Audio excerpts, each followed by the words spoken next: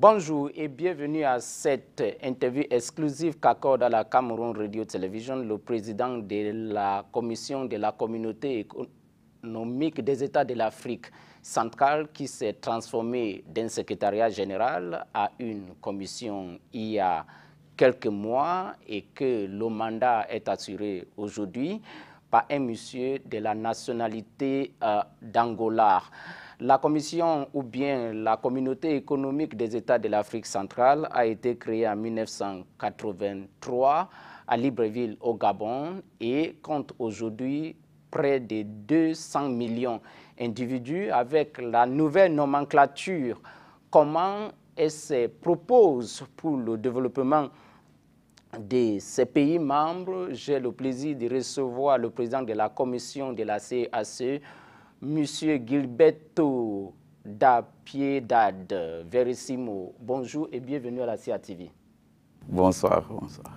Vous avez suivi une brève présentation de votre structure. Est-ce qu'il y a quelque chose à ajouter? La CAC, je l'ai dit, est en sa version 3.0. La CAC, vous l'avez bien dit, elle a été établie en 1983, le 18 octobre, à Libreville. Et l'idée à l'époque était seulement l'intégration économique. La seule chose était l'intégration économique. J'appelle ça la version 1.0 de la CAC. Et vers 1990, la CAC a commencé à intéresser aussi aux aspects de la gouvernance. On a commencé à avoir dans notre région beaucoup de problèmes d'insécurité, de changement de régime. Donc, on passe de parti unique au système démocratique pluri. Oui, des choses comme ça. Donc, j'ai dit qu'on arrivait donc à la version 2.0 de la CAC. Et en 2018, les chefs d'État ont décidé d'acter la réforme qui a vraiment, il a commencé en 2020. Il a commencé en 2015, la réforme. Elle a abouti en 2020 et a commencé la nouvelle CAC, ce que j'appelle la version 3.0, la CAC du peuple, ce que les chefs d'État ont dit dans les traités révisés. Donc, du point de vue structurel, cette CAC avait un secrétariat exécutif, un secrétariat général. Il était en réalité le secrétariat des États, l'a passé à une commission. Une commission avec un président, un vice-président et 5 commissaires. Est-ce qu'avec les mutations que la structure a connues, les missions ont changé? C'est toujours les mêmes, en dehors de la mission économique assignée au début, comme vous avez dit? Les missions n'ont pas changé, mais sont plus claires aujourd'hui. OK. Sont plus claires aujourd'hui, les missions. Donc, on a la mission encore de faire l'intégration économique, mais on a aussi la mission de faire l'intégration sociale des États. Et pour ça, on dit que c'est là où chaque département joue un rôle pour faire cette intégration économique, cette intégration sociale des États membres. Et quand on parle de l'intégration sociale, on parle, mais il y a aussi la préoccupation par rapport à l'environnement. Le secrétaire général n'avait pas un département dédié à l'environnement. Aujourd'hui, la Commission a un commissaire en charge de l'environnement. Justement, je venais sur la question de l'environnement. Comme vous le savez très bien, la communauté économique des États de l'Afrique centrale habite le deuxième poumon qui sauvegarde la planète, c'est-à-dire le bassin du Congo, la forêt. Au niveau de la Commission, comment cette question est traitée? Je dis que le rôle de l'Amazon aujourd'hui le joue notre forêt. Tout à fait. L'Afrique centrale. Tout à fait. Donc vraiment, le premier poumon du monde, c'est notre forêt de l'Afrique centrale. L'Afrique centrale. Et donc, il y a beaucoup à faire dans ce sens. Et notre région n'a pas une politique forestière. Il n'a pas encore. Nous sommes en train de travailler pour mettre en place une politique forestière dans notre région. Et dans ce sens, nous pensons de donner plus de capacités à la Commission des forêts de l'Afrique centrale, à Comifac, qui est basée ici au Cameroun, ici à Yaoundé. Donc, parce que cette Comifac doit vraiment ouvrir comme un mécanisme d'exécution des politiques forestières de la région. Et donc, la CSE va travailler sur la politique, mais la CSE ne fait pas l'exécution. Ce sont des mécanismes comme la Comifac qui doit faire l'exécution.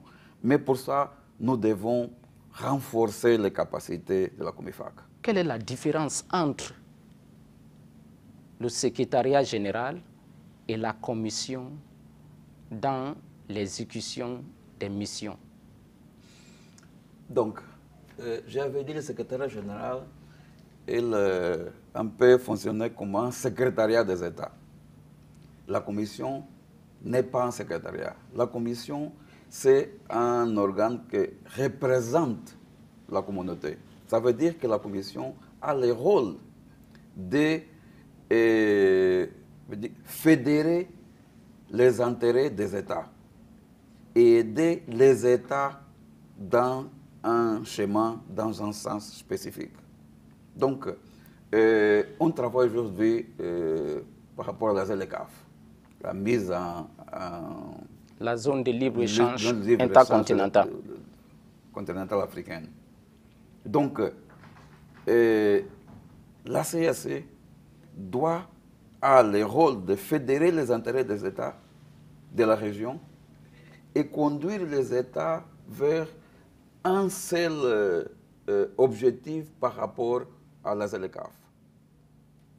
Donc, ce n'est pas un État en intérêt et cherche à la CSE. Non, non, non, non. Ce n'est pas de faire le secrétariat. La CSE elle-même doit essayer de connaître les intérêts des États, étudier les intérêts de la région, des États, de ces 180 millions d'habitants, notre marché. Vous voyez, aujourd'hui, l'échange commercial entre les États de l'Afrique centrale n'arrive même pas à 3%. Donc, la CSE doit travailler pour changer cette situation. Ça veut dire que vous avez un travail énorme à faire au niveau de l'intégration économique de la zone dans les 11 pays membres que compte la communauté économique des États de l'Afrique centrale. Quels sont les dossiers saillants dans le domaine de cette transformation économique? Aujourd'hui, nous ouvrons dans le sens de mettre en place ce que nous appelons au Conseil des affaires. Donc, il y a, je vous ai dit qu'il ne passe pas les 3% les échanges commerciaux entre les pays de notre région. Mais il y a des entrepreneurs privés au Cameroun, il y a au Congo, il y a à RDC, il y a au Burundi, mais il n'y a pas une relation. Et c'est un peu ça, ce qui fait que notre taux d'échange soit vraiment bas. Donc, c'est au Conseil d'affaires, notre idée, c'est de mettre ensemble les entrepreneurs privés des États membres. Ça va permettre à la RDC de connaître qu'est-ce qu'il peut aboutir au Cameroun.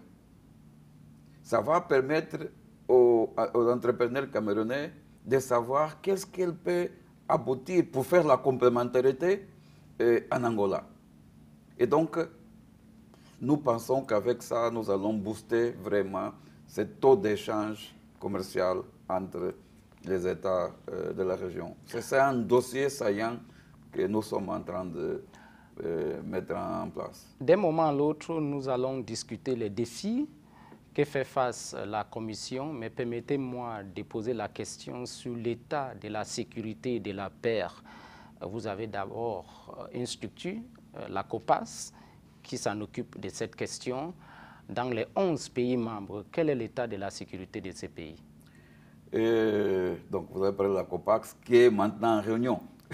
Aujourd'hui, la COPAX est en réunion parce que nous sommes en train de faire l'arrimage de la FOMAC, la structure de la FOMAC, la force multinationale de l'Afrique centrale, au nouveau traité révisé. On n'avait pas encore fait et le COPAX travaille pour ça. Donc, on a vraiment des défis, grands défis dans notre région. On a la situation en Centrafrique. Donc, c'est une situation sécuritaire difficile que nous devrons trouver la solution, les façons de résoudre. Il y a, ici même au Cameroun, il y a la situation au sud-ouest, au nord-ouest. On a en RDC, particulièrement la partie l'est de la RDC, une situation sécuritaire difficile. À Goma. À Goma, à Kivu, Ituri, Kivu. Donc, il y a une situation difficile.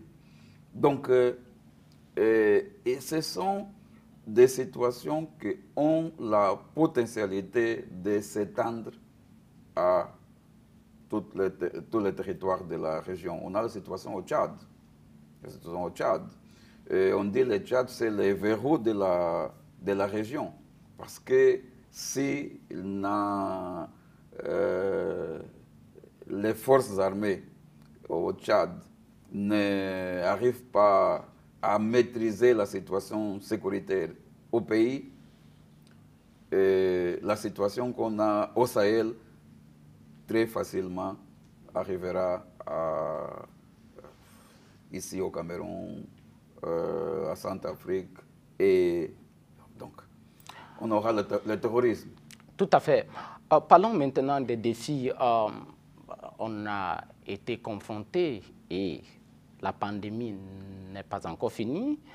La pandémie à coronavirus, maintenant la guerre en Ukraine s'est ajoutée. Les économies de la zone sont fortement dépendantes en matière de pétrole. Est-ce que ces deux challenges ont vraiment secoué les pays membres de la CEAC? Bien sûr, bien sûr. Et particulièrement la Covid a créé une situation difficile, économique, dans tous les États membres de la région. Il n'y a pas un seul État qui peut dire qu'il a surfé les ondes au moment de la Covid. On ne peut pas le dire.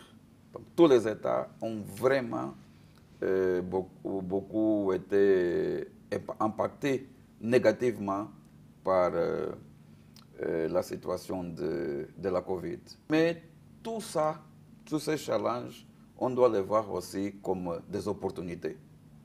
Vous dites bien les opportunités. Quelles sont les solutions préconisées au niveau de la Commission en tant que résolution, les pistes de sortie des crises pour les pays membres pour faire face à ces challenges?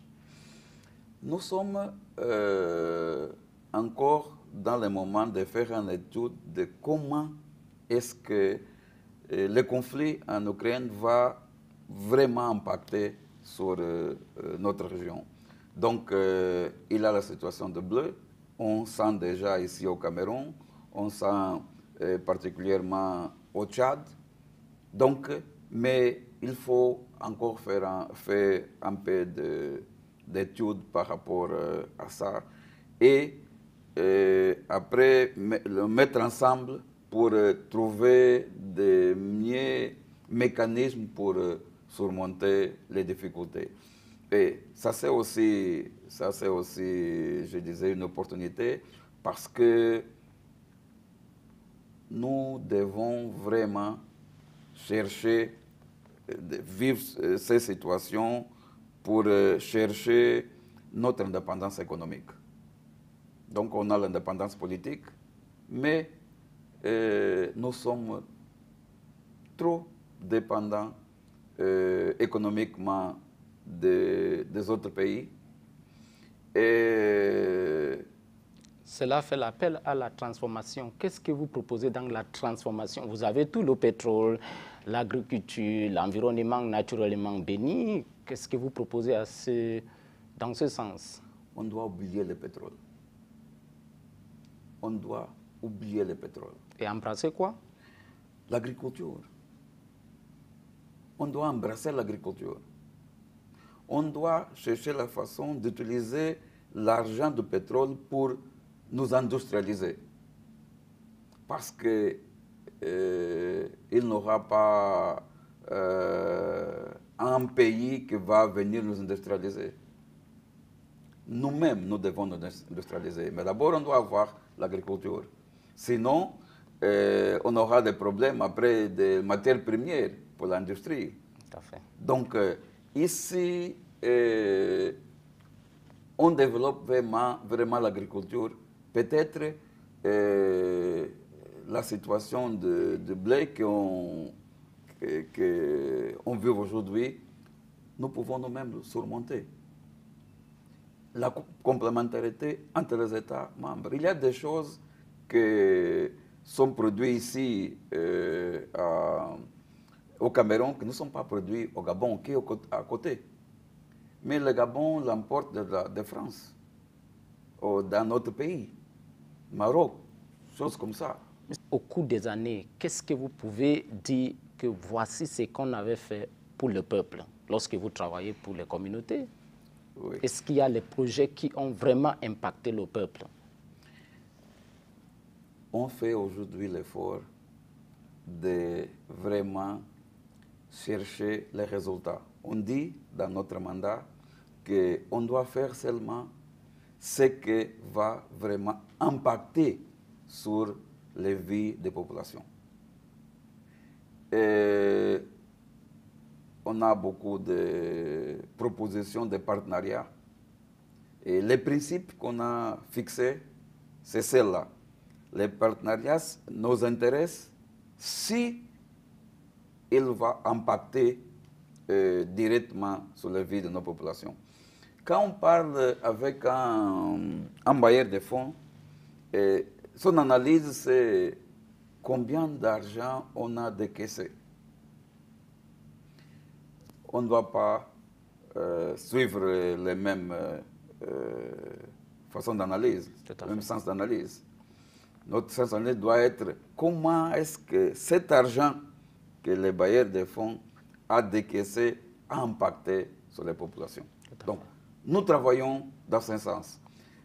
Aussi, quand on parle de cette CAC du peuple, les chefs d'État, quand ils ont décidé ça, ils ont décidé aussi de mettre en place un parlement de la communautaire. Nous travaillons pour ça.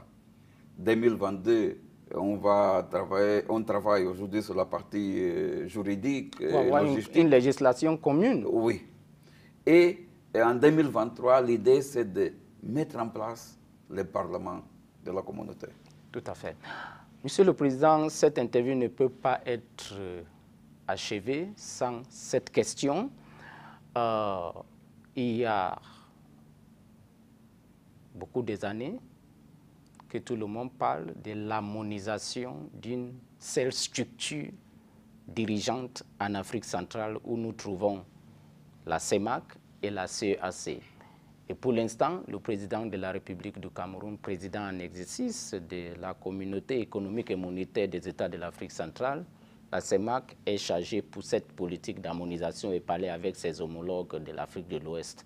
Et vous êtes la responsabilité de produire cette harmonisation. Combien des années on doit attendre encore? L'harmonisation, je pense, on le fait tous les jours. C'est vrai, en 2007, les chefs d'État de la région ont décidé, pour cette harmonisation, ils ont mis en place un mécanisme, le comité de pilotage. Tout à fait. Pour l'harmonisation. Ces mêmes chefs d'État, en 2016, ont décidé que la CEMAC, la CPGL, devait être absorbée par la CAC. Tout à fait. Donc, il y a une autre théorie, que c'est la dissolution de la CAC, la dissolution de la CEMAC et la création d'une nouvelle structure, une nouvelle organisation. Donc, notre approche, c'est que cette harmonisation se fait dans cette rationalisation, se fait dans l'harmonisation des politiques et des programmes. Enfin, Monsieur le Président, parlons des perspectives. Vous avez un mandat à réaliser, à finir, à occuper, à exécuter ces missions, ces programmes pour l'intérêt des pays membres. Comment voyez-vous la CEAC dans les 5 prochaines années? Par exemple, oui. C'est un chiffre. Oui. Dans les 5 prochaines années, je vois la CEAC avec tous ses organes en place. Aujourd'hui, il existe seulement la Commission. Il manque le Parlement. Il manque la Cour de justice. Il manque la Cour des comptes. Il manque le Fonds de coopération et développement. Il manque la Banque de développement de l'Afrique centrale. D'ici, à la fin de notre mandat, tous ces organes doivent être en place. D'ici à la fin de notre mandat, la gestion des forêts de notre région doit avoir une idée claire de comment on va le faire avec Comifac. La situation de climat dans notre région doit être maîtrisée avec le centre d'application climatologique qui est aussi au Cameroun, à Douala. Tout ça, d'ici en 2025-26, on doit avoir en place. Les entrepreneurs de notre région seront ensemble d'ici à 2025-2026. En attendant la réalisation de tout ça, Monsieur le Président de la Commission de la Communauté économique des États de l'Afrique centrale, merci beaucoup d'avoir accepté l'invitation de la Cameroun Radio Television. Merci à vous pour l'opportunité de parler aux Camerounais qui sont vraiment intéressés dans cette intégration. Je peux vous dire, la troisième nationalité à la CSC, ce sont les Camerounais. Après les Gabonais, après les Gabonais, les Tchadiens, ce sont les Camerounais. Donc les Camerounais ont vraiment un intérêt dans cette intégration. Tout à fait.